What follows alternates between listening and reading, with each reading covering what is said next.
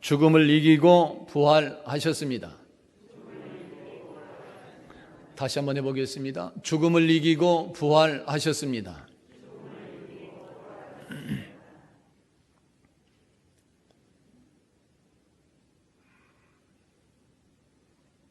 미국의 유명한 링컨 대통령이 있습니다.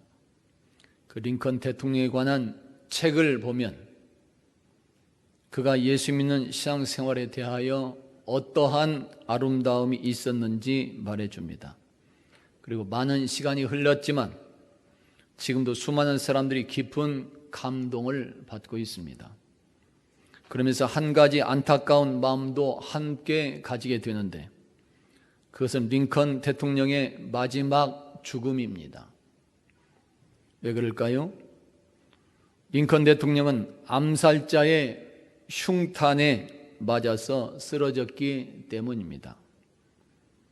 하나님의 어떠한 뜻이 그에게 있었는지 알 수 없지만 그의 마지막 죽음이 흉악한 암살자에 의해서 이루어졌다는 그 사실에 150년이 지난 지금에도 많은 사람들의 마음을 슬프게 만듭니다.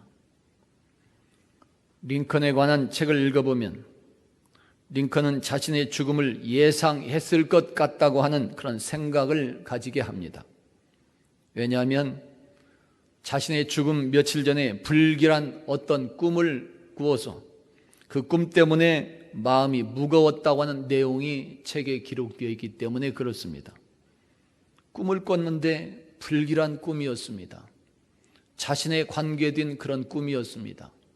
그래서 그 꿈 때문에 마음이 무거웠다. 그 내용들이 책에 실려 있습니다. 꿈의 내용은 이러했습니다. 링컨이 여느 날과 같이 백악관에 있는데 그날따라 사람들이 아주 슬피 울며 통곡을 하고 있는 것이었습니다. 꿈을 꾼 것입니다. 링컨은 꿈속에서 그것이 너무 궁금해서 슬피 울고 있었던 한 사람에게 그 이유를 물어봤습니다. 그랬더니 그 사람은 대통령이 죽었기 때문에 슬퍼서 운다고 말했습니다. 그것도 끔찍한 암살자의 흉탄에 맞아서 죽었다고 꿈속에서 울고 있는 사람이 그렇게 대답했습니다. 꿈을 꾸고 난 뒤 며칠 후에 링컨 대통령 부부는 포도극장 2층 귀빈석에 도착해서 영국의 코미디 우리의 미국 사촌이라고 하는 연극 공연을 보았습니다.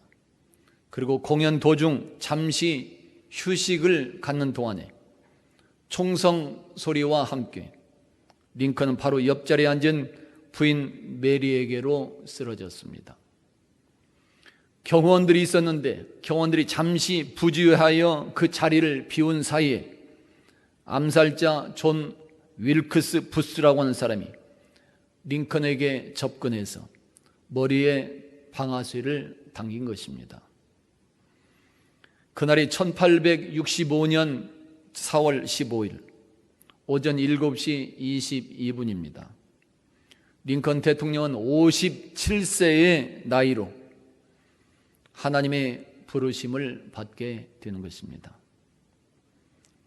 링컨 대통령의 죽음 후에 러시아의 대분호 톨스토이는 이렇게 극찬을 했습니다.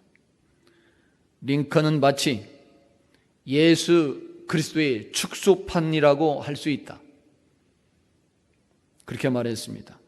예수 그리스도의 축소판과 같았던 링컨. 이 한마디에 링컨 대통령이 평소에 어떠한 사람이었는지, 어떻게 신앙생활을 했으며 어떻게 또 정치를 했으며 그리고 얼마나 예수님을 닮아가려고 했는지 짐작해 볼 수 있습니다. 죽음이라고 하는 것, 세상 모든 피조물들이 피할 수 없는 것입니다. 식물도 동물도 죽음이 있고 우주의 환경도 해와 달과 별들도 죽음이 있습니다. 그리고 지금 우리가 살고 있는 이 세상도 죽음, 즉 종말이 있습니다. 이 죽음은 우리 인간도 우리 사람도 피할 수가 없습니다. 잘난 사람이나 못난 사람이나 부자나 가난한 사람이나 죽음이 있고, 건강한 사람이나 병든 사람이나 착한 사람이나 악한 사람이나 모두 다 죽음이 있습니다. 왜 그래요? 그것이 세상 모든 피조물들에게 선고한 하나님의 명령이 되기 때문에 그렇습니다.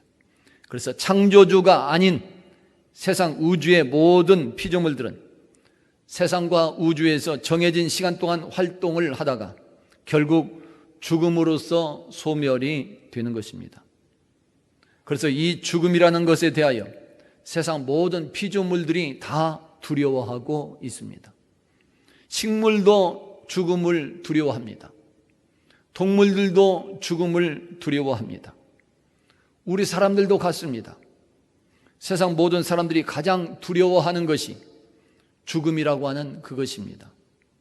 이 두려운 죽음을 피하기 위해서 사람들이 여러 가지를 연구를 하고 할 수만 있으면 피하고 싶어 하지만은, 그러나 죽음은 모든 피조물들에게 찾아오는 절대적 현실이 되고 있으며 언제나 두려움의 대상이 되고 있습니다. 이러한 죽음은 악마들도 두려워합니다. 교도소에 근무했던 박효진 장로님이 계십니다. 이 박효진 장로님이 은퇴하고 나서 쓴 책이 있습니다. 하나님이 고치지 못할 사람은 없다고 하는 그런 책을 썼습니다. 그 책을 보면 교도소에서 사형을 집행할 때의 그런 모습을 생생하게 전해줍니다. 그분이 교도소에서 그 사형을 집행하는 장면을 봤기 때문에 그 내용을 낱낱이 기록해서 전해줍니다. 아주 생생합니다. 지금은 사형을 시키는 일이 별로 없지만 얼마 전까지만 해도 2, 3년마다 계속해서 사형 집행이 있었다고 말해줍니다. 그 사형을 집행할 때 감방에서 사형장까지 약 5분간의 거리가 되는데 그 5분 동안의 그 거리에서 사형수들의 모습이 있는 그대로 다 드러나는 것을 알 수 있습니다. 사형수들도 자신들의 마지막 날을 직감한다고 합니다. 자기가 죽을 날을 대략 안다는 것이. 그래서 다른 사람들과 잘 지내다가도 자기 이름을 부르면 순간 멈칫거리게 된다는 것입니다. 왜 그래요? 죽음을 직감하고 두려워하고 있었기 때문에 그렇습니다. 그리고 마지막으로 걸어가는 5분간의 그 시간에 대부분의 사람들이 몸부림을 친다는 것입니다. 자기가 죽으러 간다는 것을 알기 때문에 마지막 발악을 하는 것입니다.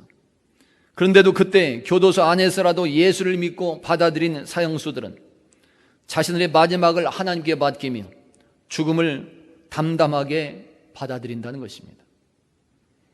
이렇게 모든 피조물, 모든 사람들이 두려워하고 있는 이 죽음, 왜 세상과 우주의 모든 것들은 그렇게 두려운 죽음으로 가야만 하는 것일까요?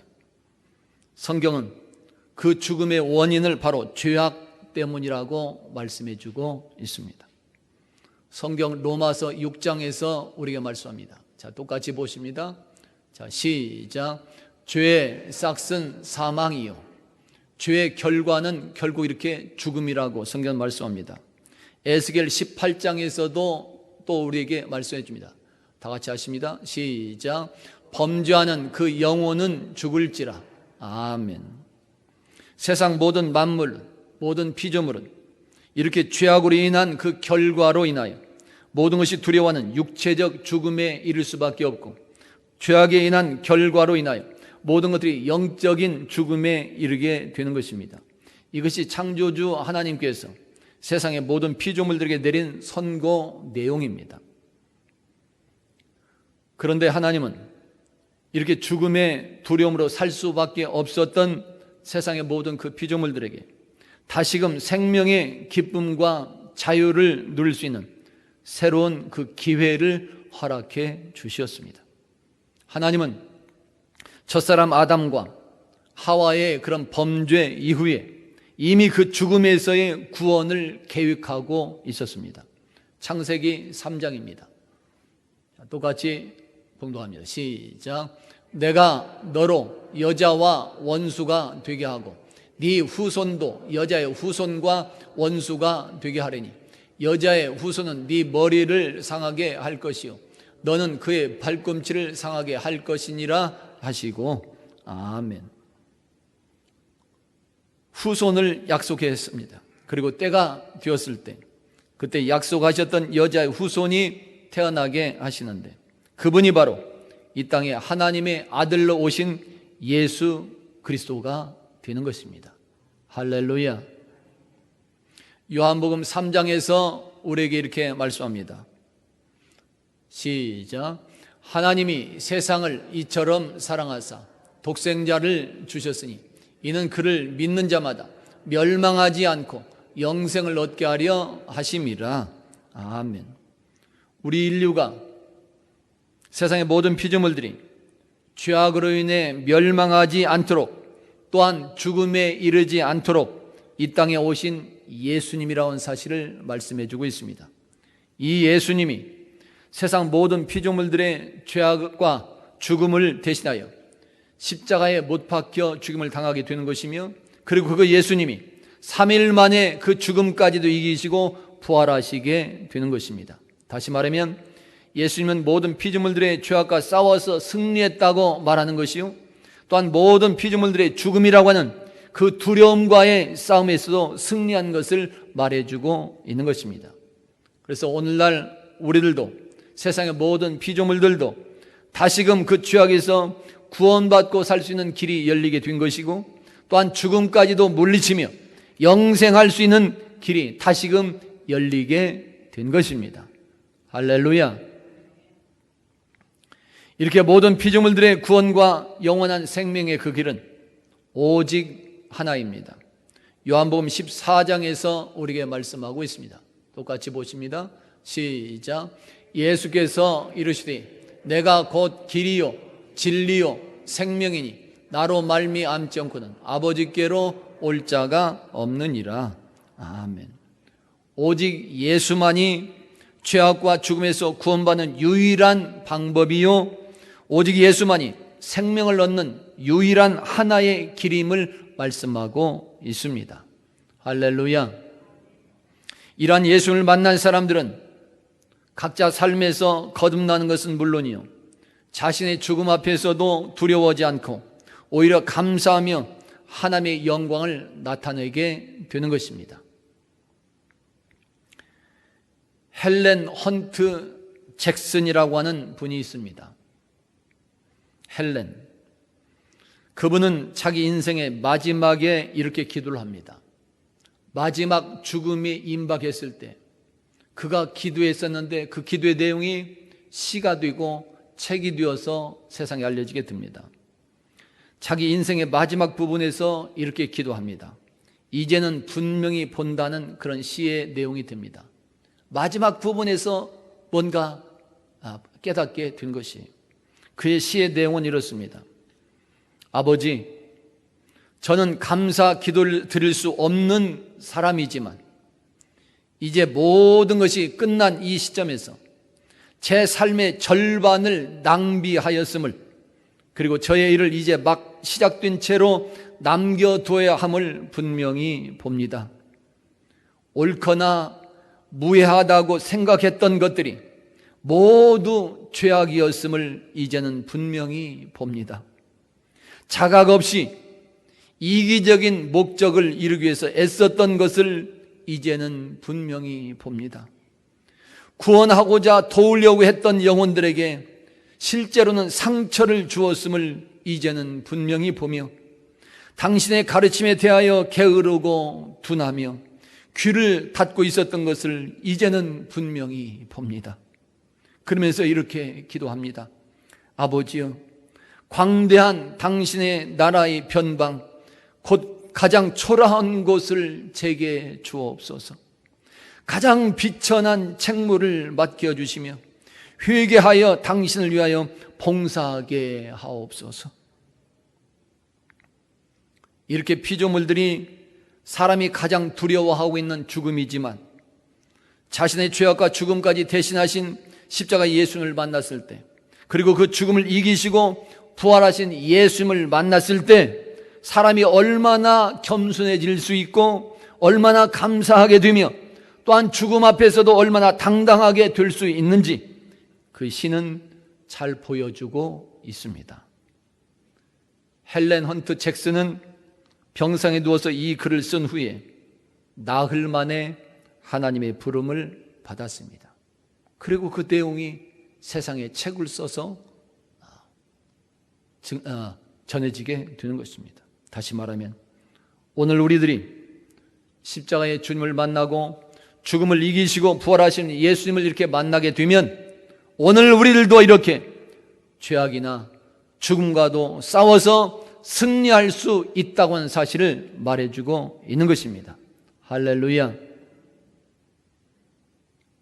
예수님의 보혈은 2000년 전 십자가에서 식어버린 그런 피가 아닌 것을 말해주고 있습니다. 지금도 그 피는, 우리를 위해서 흘리는 피는 살아있는 피이며 능력의 피라는 사실을 말해주고 있습니다. 예수님의 이 피, 보혈이 흐르는 곳마다 죄와 죽음의 문제가 해결이 되고 승리하게 되는 것입니다. 그래서 히브리서 9장에서는 이렇게 말씀해 줍니다. 다 같이 한번 보실까요?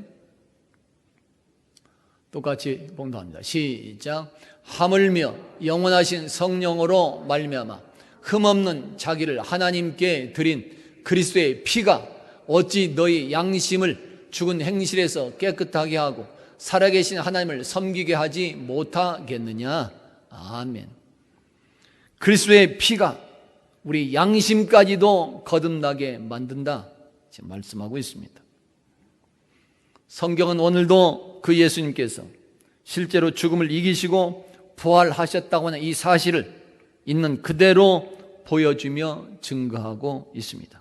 오늘 요한복음 20장에서 우리에게 지금 말씀하고 있습니다. 자, 똑같이 시작. 예수께서 마리아야 하시거늘 마리아가 돌이켜 히브리 말로 라보니 하니 이는 선생님이라는 말이라. 아멘. 예수님이 죽음을 이기시고 부활하신 증거들은 많이 있습니다.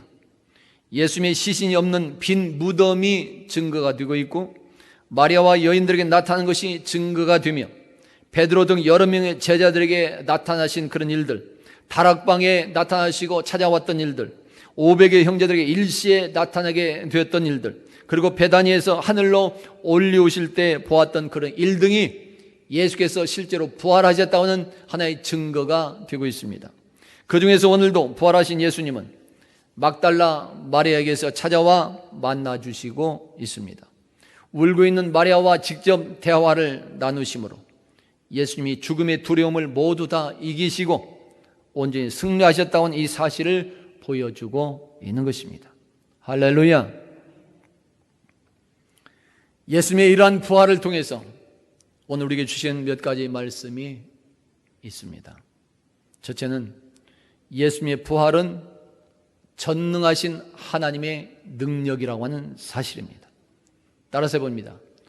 전능하신 하나님이십니다. 할렐루야. 둘째는 예수님의 부활은 잠시 환생이 아니라 영생함의 부활이라고 하는 사실입니다. 간혹 가다가 잠시 죽었다가 살아난 사람들이 있다는 말을 듣게 됩니다. 장례식을 하려고 했는데 관속에서 살아났다는 그런 해외 토픽 뉴스도 가끔가다 나오는 것을 듣게 됩니다. 그러나 알아야 될 것은 그렇게 살아난 사람들도 결국은 시간이 지나면 다시 또 죽음을 맞게 된다고 하는 사실입니다. 그렇지만 예수님의 부활은 잠시가 아닙니다. 영원히 죽지 않는, 다시금 죽지 않는 영생함의 부활이 되는 것입니다. 할렐루야. 예수님의 부활과 우리의 부활이 무엇인지 우리가 분명히 알고 신앙생활할 수 있어야 되는 것입니다. 영원히 다시 죽지 않는 부활인 것입니다. 셋째로 예수님의 부활은 하나님께서 우리를 용서하셨다는 것을 확증으로 보여주고 있는 사건입니다. 죄로 인해서 죽을 수밖에 없는 모든 피조물들입니다. 그러나 하나님은 우리들의 그 모든 죄악을 모두 다 용서해 주셨습니다. 십자가의 주님이 그 증거가 되는 것이요, 더 나아가서 죽음을 이기시고 부활하신 그 예수님이 그렇게 우리의 죄악을 용서하셨다고 하는 확실한 증거가 되는 것입니다. 그래서 오늘 우리들도 그 주님 안에서 회개하고 돌아오면 받아주시는 것입니다. 넷째는 예수님의 부활은 하나님 나라의 궁극적인 승리를 온 세상 만방에 확신시켜 주는 일이다 말할 수 있습니다. 지금 세상은 공중의 권세 잡은 자들, 즉 사탄 마귀가 세상을 지배하는 것처럼 보여지고 있습니다.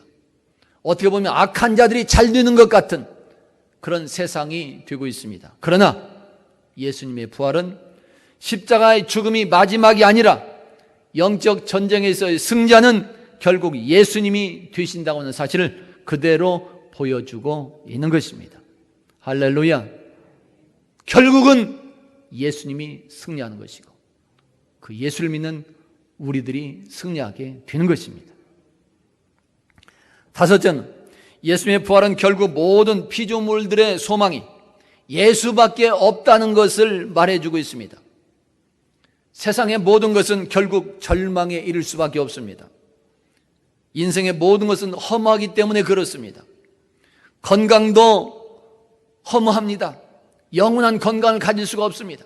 나이 들면 전부 다 약해질 수밖에 없습니다. 아무리 몸 관리 잘해도 나이가 되고 마지막에 뛰면 아플 수밖에 없어요. 모든 것이 허무합니다. 재물도 허무합니다. 내가 다 쓰고 갈 수가 없어요. 내가 벌어놨다고 해도 그것을 다 쓰고 가는 사람이 없습니다. 출세도 마찬가지입니다. 성공도 명예도 허무합니다. 이 세상의 모든 철학과 이데올로기도 결국 절망에 이를 수밖에 없습니다. 죽음이라고 하는 이 거대한 절벽 앞에 그것을 극복해낼 수 있는 세상의 방법이 없다고 하는 것입니다. 그러나 예수 믿는 성도는 그러한 모든 절망을 물리치고 승리할 수 있습니다. 왜 그래요?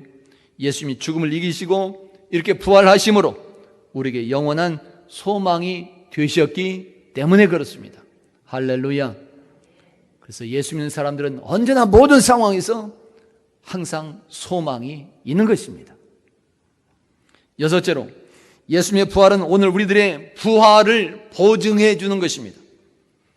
예수님의 부활은 오늘 우리들의 부활입니다. 따라서 봅니다. 우리들의 부활입니다. 예수님의 부활이 나와 상관이 없다면 오늘 우리의 믿음도 헛것입니다. 예수님의 부활이 나의 부활이 되기 때문에 중요한 것입니다. 예수님은 요한복음 5장에서 우리에게 말씀합니다. 다 같이 한번 보십니다. 시작. 이를 놀랍게 여기지 말라. 무덤 속에 있는 자가 다 그의 음성을 들을 때가 오나니 선한 일을 행한 자는 생명의 부활로 악한 일을 행한 자는 심판의 부활로 나오리라. 아멘. 일곱째로 이러한 축복을 받기 위해서 오늘 우리에게 필요한 것은 무덤까지 달려가는 믿음입니다. 따라서 봅니다. 믿음이 필요합니다. 요한복음 11장에서 우리에게 말씀하고 있습니다. 똑같이 보십니다. 시작. 예수께서 이르시되 나는 부활이요 생명이니 나를 믿는 자는 죽어도 살겠고 무릇 살아서 나를 믿는 자는 영원히 죽지 아니하리니 이것을 네가 믿느냐? 아멘.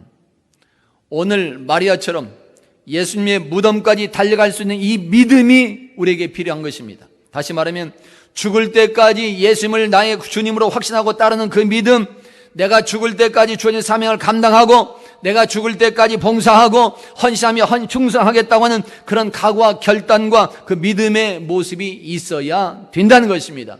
이 믿음의 사람이 드디어 주님 오시는 날 바로 주 안에서 부활하고 바로 그 약속된 축복을 받고 누리게 되는 것입니다.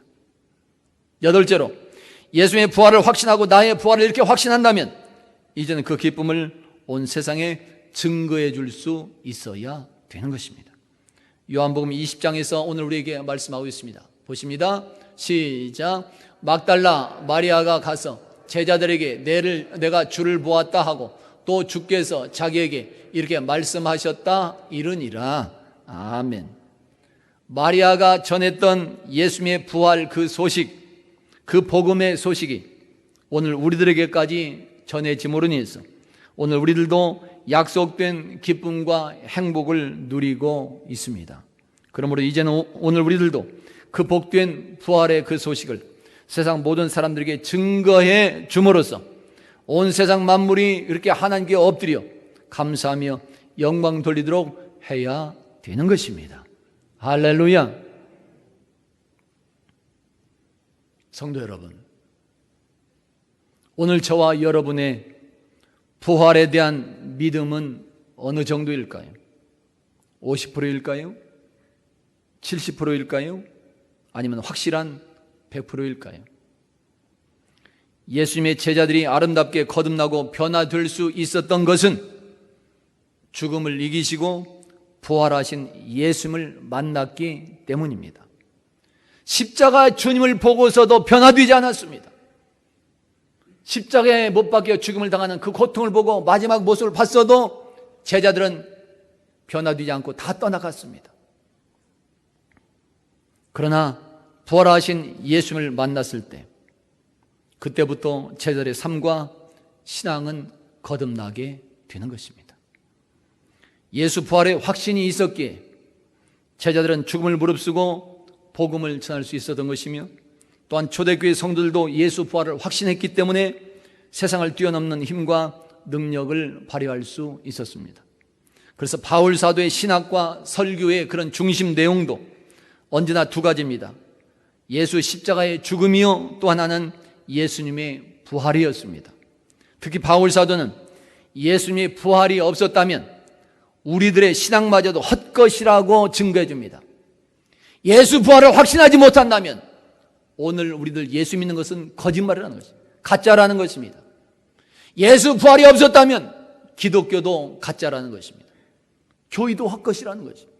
예수 부활이 있기 때문에 그 부활을 확신해야만 오늘 우리의 믿음도 참된 믿음으로 거듭날 수 있다는 것입니다. 이만큼 예수님의 부활은 성경의 핵심적인 요소가 되는 것이며 기독교의 가장 중심이 되는 교리라고도 말할 수 있습니다. 오늘 우리 성도들 모두에게 예수님의 부활에 대한 확신과 기쁨이 충만하게 임하기를 예수 이름으로 축원합니다. 할렐루야. 예수님의 부활은 나의 부활입니다. 따라서 해봅니다. 나의 부활입니다. 언제나 세상 끝날까지 그 부활의 믿음 안에서 생활하심으로 모든 삶의 현장에서마다 승리하시는 여러분들이 다 되시고 하나님의 인류 구원 계획에도 존귀하게 쓰임받으시며 주님께서 다시 오시는 그날의 약속대로 여러분 모두 다 부활하여 영원한 생명과 영원한 행복을 누리는 성도들이 다 될 수 있기를 예수 이름으로 축원합니다. 따라서 해봅니다. 죽음을 이기고 부활하셨습니다.